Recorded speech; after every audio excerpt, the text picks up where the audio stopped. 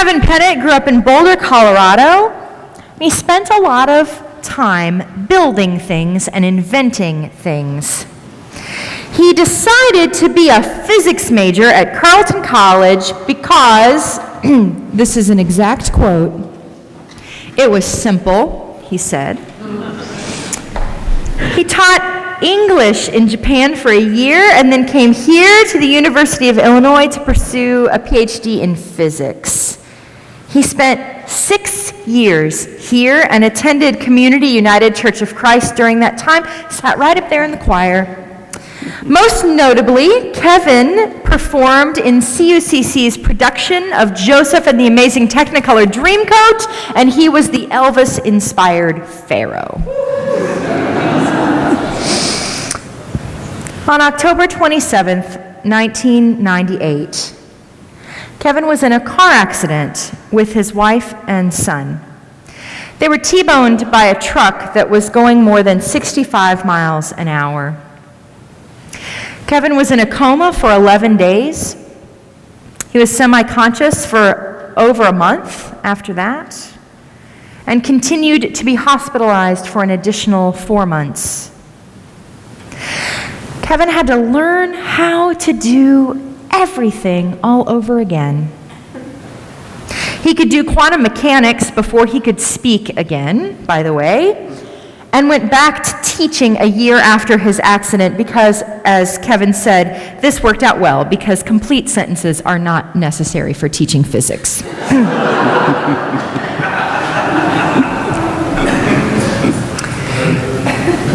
So back at church in Boulder, in about 2005, Kevin noticed that people didn't want to talk to him after church. People avoided him. He noticed that people were uncomfortable with the ways in which Kevin was different. He was surprised, thinking that church would be the place where people would be most accepting and inclusive. And that's where this thought came to mind, that he would become a minister, the kind of minister who helped people become more inclusive and accepting of people with differences. Kevin is a 2010 graduate of Iowa Theological Seminary and is one of the leaders in the A2A movement in our United Church of Christ. A2A stands for accessible to all. Kevin is the founder of Faith for All, an interfaith organization dedicated to helping faith-based institutions invite, embrace, include, and empower people with disabilities. And it's my joy and honor to welcome to our pulpit this morning Kevin Pettit. Please welcome him.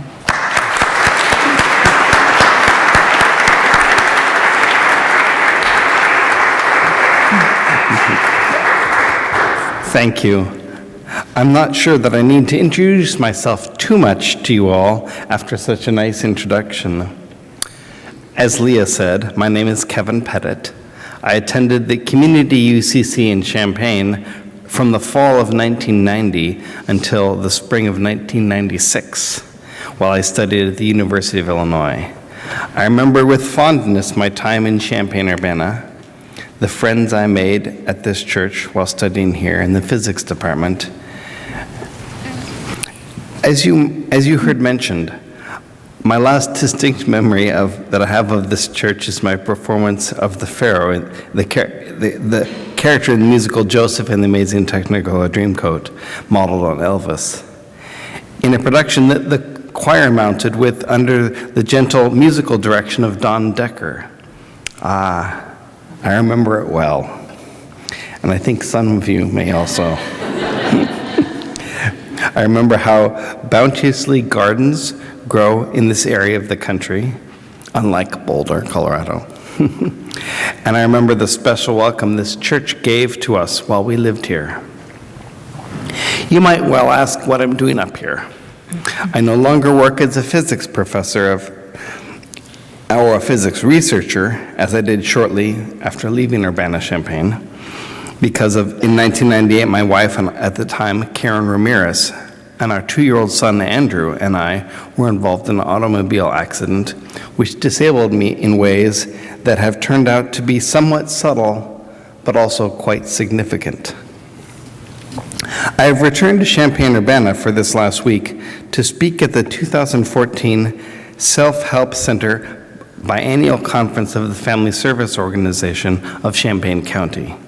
I was speaking at this conference yesterday to address the importance of support groups for everyone, including, and perhaps especially, people who might live with an impairing condition who, because of society's meager reaction to and expectations of these people, must live with a disability. Let me clarify. Many people in the disability community regard impairments as affecting individuals. They become disabilities only because of the expectations of normalcy that are created and imposed by our culture. I also spoke yesterday as an interfaith leader and director of Faith for All, an organization that I have started which works with faith organizations of all natures to help them better welcome people who live with disabilities into their community life.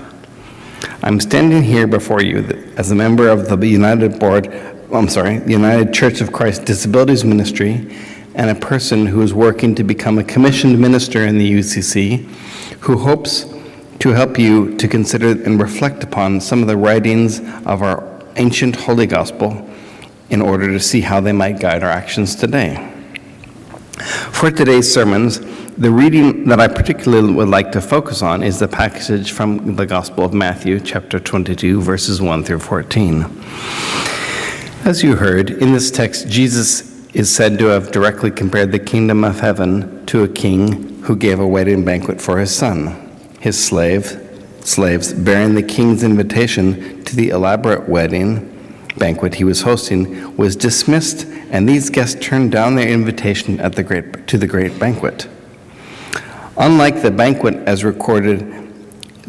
story as recorded in the more peaceful telling of the story of Luke, in Luke 14, the story records in Matthew shows a king who, upset at the dismissal or murder of his servants, gets himself very upset. The king was angry, and he sent his troops to destroy those murderers and burn their city. Jesus, according to this section of the Gospel of Matthew, seems to certainly have an air for the dramatic storytelling. What is important about the message? What is the important message embedded in this melodramatic text, and why do we bother reading it? Though some people read it as a warning not to turn away from God and to accept what they understand to be the will of God or their pastor, I believe that a different focus is better. I see the most helpful understanding of this story in Matthew as congruent with the fundamental Christian message. God welcomes all. Period. God is like the king who said to his servants, "The wedding is ready. Go therefore into the thoroughfares and invite to the marriage feast as many as you can find," which included all whom they found, both good and bad. In the Lucan parallel to this passage, we read that the householder is to have said, "Go out quickly into the streets and lanes of the city, bring the poor and the maimed and the blind and the lame." God's invitation is to everyone. This message of inclusion is considered by many readers to be a wedge that separated the early Jesus movement within the Jewish faith from a more orthodox understanding of Judaism. Scholars and religious leaders differ as to when the emergence of the Christian movement from the womb of the Jewish faith occurred. Estimates range from the fall of the Second Temple in Jerusalem, that's 70 CE, to the year 98 when the Emperor Nerva made a decree granting Christians an exemption from paying the fiscus iudicus, the annual tax upon the Jews. It was not until the Edict of Milan was written in the year 313 that Christianity was formally recognized by the Roman state as a legitimate religion. different from its Jewish progenitor. But why am I telling you this history? Why emphasize the Christian message of inclusion? Why are you listening to me this morning, not Pastor Leah or Pastor Karen? You're listening to me this morning because the message of inclusion is so very important to me that, due to my injuries and experiences with disabilities, I have come to understand the spreading of this message of inclusion to be my primary mission in life. It is because I hope to spread the understanding of the importance of inclusion in faith communities that I have changed from the occupation for which I was preparing some 20 years ago, the study, research, and teaching of physics, to return to my home state of Colorado to study at the Iliff School of Theology and to attempt to become a commissioned minister in the UCC. This, I have argued, is the central message of the Christian faith. God welcomes all. It doesn't matter whether you are Jews or Greeks, natives born in this country or undocumented immigrants, people who rely upon the assistance of public welfare, or those people, some of whom live in this country, who are actual slaves, or billionaires, some 492 who presently live in this country. You all were made to drink of one Spirit. We believe that our God, who I might remind you, is also the God of the Jewish and Christian believers and Islamic believers, is a God of extravagant welcome. In all three religions, that's God welcomes all. Surely we rejoice in a generous and beneficent God who welcomes all. If we worship a God who welcomes all, should we as a church not also try to welcome all? Quite obviously, your age or situation in life matter not. God welcomes you. Community UCC in Champaign-Urbana has shown this belief through its strong support of the campus ministry for many years. Surely, for many students during this time of study, great change and sometimes difficult transition to self-independence, such a strong welcome and consistent support is, as demonstrated by the CUCC campus ministry, helps the students at the university in Champaign-Urbana detect the voice of God above all the other din and distracting calls in today's society and at this university. We believe that your sexual preference matters not. God welcomes you. By declaring itself to be an open and affirming church, Community UCC in Champaign-Urbana has publicly affirmed this statement. I congratulate the progressive and prophetic call of this church.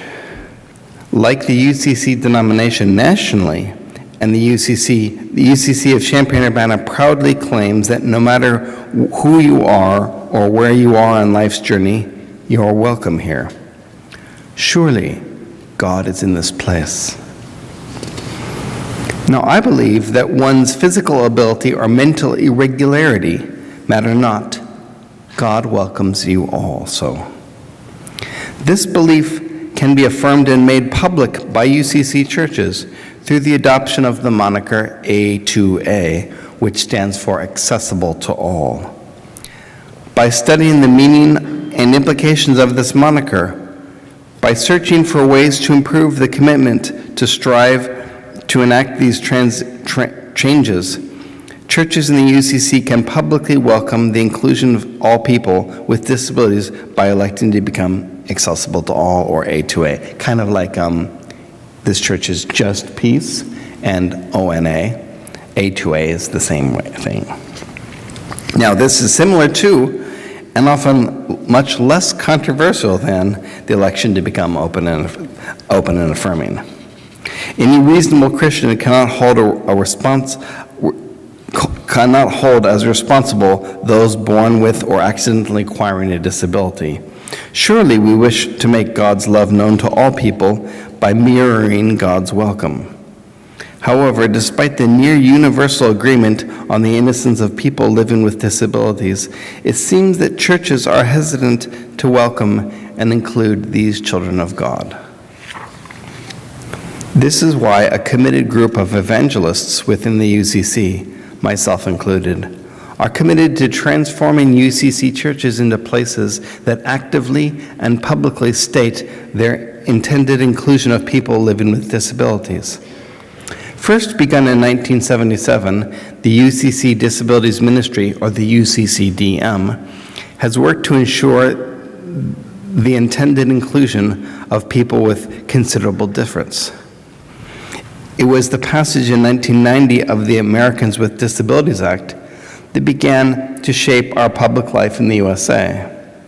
However, both the leanings of lawmakers towards church-state separation and also lobbying by significant church groups compelled lawmakers to specifically exempt communities of faith from the requirements of the ADA as public institutions. So we don't have to follow it here. But I'm very happy to see that this church really is embracing the ADA. This call, as heard by local UCC churches, oops, I just skipped a paragraph. I'm pretty new to get delivering sermons. When Jack was dropping me off, he said, have you got what you need? And I said, yeah. I was thinking, yeah, I've got my lecture. Oh, no, I got my sermon. This means that faithful communities must make the spiritual call for such inclusion. In 1995, our UCC ADA resolution was made. It calls the church at all levels to be morally bound to the spirit of the Americans with Disabilities Act. Also in 1995, the General Synod added to the United Church of Christ vision statements nationally the keywords accessible to all. This call, as heard by local UCC churches, by the churches electing to become A2A. This commitment to striving for inclusion is not necessarily difficult or costly. In fact, through their installment, though their installment is not usually required when adopting an A2A covenant, the UCC Church in Champaign-Urbana has already overcome a commonly perceived inhibitor to becoming A2A by installing an elevator that allows people who use wheelchairs to ambulate to get into this church. So if an elevator is not required, you might ask, what does a church inclusion represented by the moniker A2A mean? The adoption of the A2A covenant means that the church has publicly stated its intention to include people who live with impairments or disabilities in the complete life of the church, and as members, and possibly also as leaders. It is a way that they can publicly announce where their intention to invite, embrace, include, and empower people who live with disabilities into their faith community. Though at times becoming A2A might mean installing push-button door openers that can be used by persons in wheelchairs, or making sure the church's sound system can be used by people who are hard of hearing, the transformation of greatest consequence is a change in attitude. And that's the good thing. It's mostly a change in attitude, which, although cheap to change, can be very slow to change. But that's what churches are supposed to do, right? Amen, brother. But rather than describe more information about the process of becoming A2A, I will commit to working with your church ministers and the A2A committee that might be formed in this church to provide them with all resources and information on the process of adding the moniker A2A to the other beautiful and meaningful monikers that describe this church. I've brought some pamphlets and handouts regarding this moniker that you can have the pamphlets that I have here. I think they're placed over there in the parlor where you can view them after the service. I also have a few copies of the book that I wrote about my injury and recovery from my severe traumatic brain injury, which I wrote the book primarily using excerpts from the diary that I started after my accident. Now, I don't have a very good thought-provoking ending for this sermon. I just wanted to say how happy I am to return to CUCC of Champaign-Urbana. A few things have changed a bit, but what I learned of in the past few days have suggested to me that this church's journey is along the trajectory I would have anticipated, given the welcome that I experienced here 20 years ago. I believe that this church, mirroring the welcome of our God, also encourages the participation of all people, and I want to thank you for that. Amen.